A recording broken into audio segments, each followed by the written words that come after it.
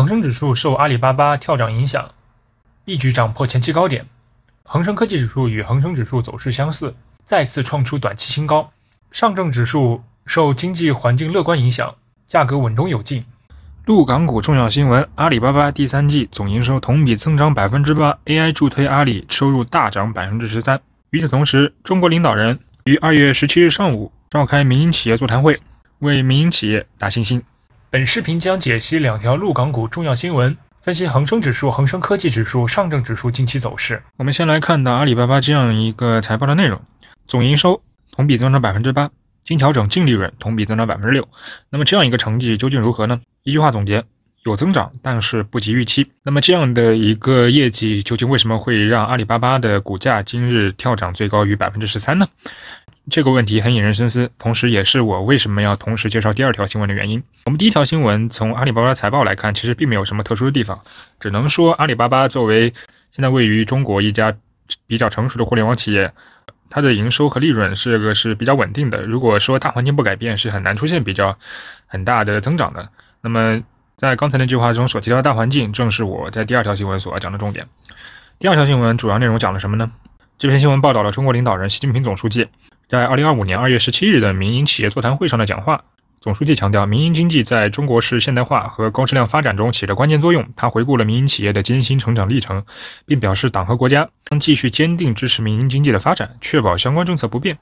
同时，总书记还指出，民营企业在面对当前经济环境中的挑战时，应保持信心和决心，转型升级，迎接未来的机遇。乍一看，这样一条新闻和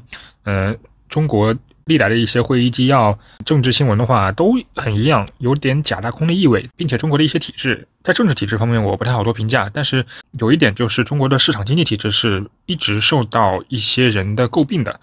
中国自称自己是一个叫社会主义市场经济，那么很多西方国家是不承认中国的市场经济体制的，那么由此的话会导致很多人对中国的这样一个体制出现不信任，认为中国的任何一个资产都是有很大的地缘政治风险的。但是我要强调重点是什么？我要强调的是，我们是来赚钱的，我们来的市场是炒股的，我们并不是需要太关注它的政治究竟是怎么样的。如果说你认为它政治真的非常的黑暗，非常的差，那么已经差到极点了，这个时候反而是一种利好。不论政治环境出现任何一个稍微的改善，它都会成为一个鲤鱼跳龙门级别的利好。正所谓否极泰来，我们来这个市场是赚钱的，我们并不需要太关心它的政治环境是怎么样的。那么尤其是在2月17号开了一个这么重要的会议，这些话虽然看起来非常的轻，但是我们要知道，在中国的政治体制中，总书记所讲的每一个字，下方的垂直体系的官员是没有一个不敢不落实的。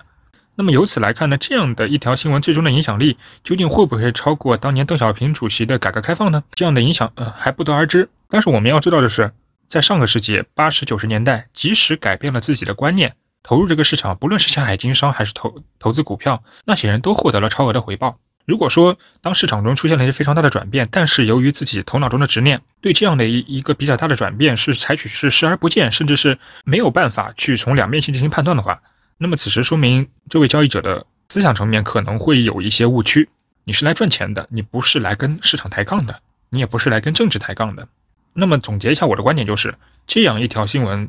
以及阿里巴巴的股价给到我们的一个表现，我们可以认为中国的经济还是非常未来可期的。我们来看到恒生指数今日的行情，恒生指数在今日受到阿里巴巴大涨的一个影响，也是出现了一个大的跳空高开。这样一个跳空高开，在早盘的时候出现了一定的回调，回调之后就立刻创出了最近的一个新高，是突破了前期这样的一个高点。那么这样的一个行情是处于一个比较意外的行情。如果说没有阿里巴巴这样的一个财报的话，我在昨天我觉得它是很有可能来测试到这里绿色均线的支撑作用的。但是呢，市场中永远都是给你充满了意外。价格并没有触碰到这里绿色的均线，就直接出现了一个跳空高开，再次创出了一个新高。这也同时带来一个危险的信号，就是本周的 K 线看来收阳是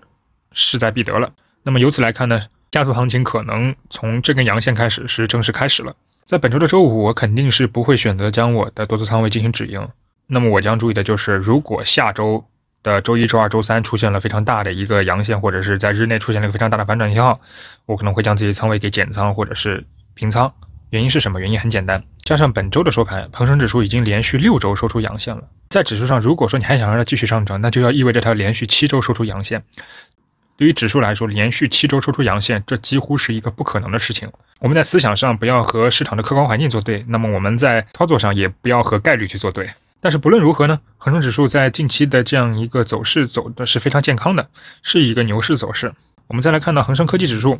恒生科技指数在今日和恒生指数一样，都是受到阿里巴巴的影响，出现了非常大的一个跳涨。跳涨呢也是突破了在前期的一个更高的高点，它的价格行为和恒生指数基本是相似的，只不过它回调的结果是离这个绿色均线更近，它的价格行为基本和恒生指数是一样的。由此来看，我们的观点是相似的。介于恒生科技指数和恒生指数一样，已经连续5周收出阳线，加上本周的阳线，它将会连续6周收出阳线。那么如果说你再想期待恒生科技指数在下周继续上涨，这就意味着恒生科技指数可能要出现连续7周的阳线。连续7周阳线在指数上面，不论是哪个指数，几乎是绝对不可能的事情。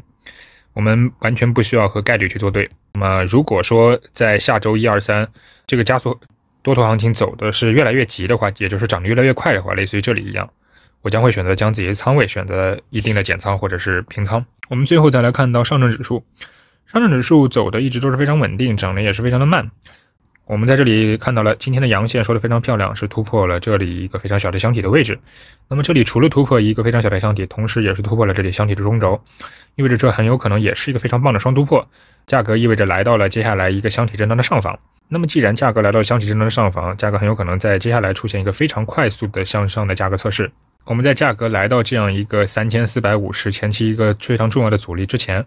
对于这个价格我们依然要保持一个看多，无论你是做指数还是做个股，我们尽量都是以多单为主。但是我们也和恒生指数一样，我们来看到上证指数最大的风险在哪里？最大的风险就是价格来到这里，很有可能再次出现一个类似于这里比较大的跌幅。这样一个跌幅在指数上来看可能还好，但是如果说到个股的话，比如说像这里一个高开又一下砸到地上，很有可能对于个股来说就是一个天地板。你如果炒的是一些新三板，可能会有40%的跌幅，这是非常恐怖的。我个人是没有去做上证的 A 股的个股的，但是如果说指数在接下来来到3400到3450这个区间的时候，我个人给大家一个忠告，就是停止选股。因为你那天选出来的一个可能会涨停的股票，你可能直接在集合竞价时直接追进去了，尤其是你如果炒的是一些市值比较小的新股票，那么一个天地板你可能会有40%的损失，这样一个损失可能并没有把多头趋势走坏，但是对于你的账户来说是绝对受不了的。那么在价格来到3450之前，我们依旧保持看多。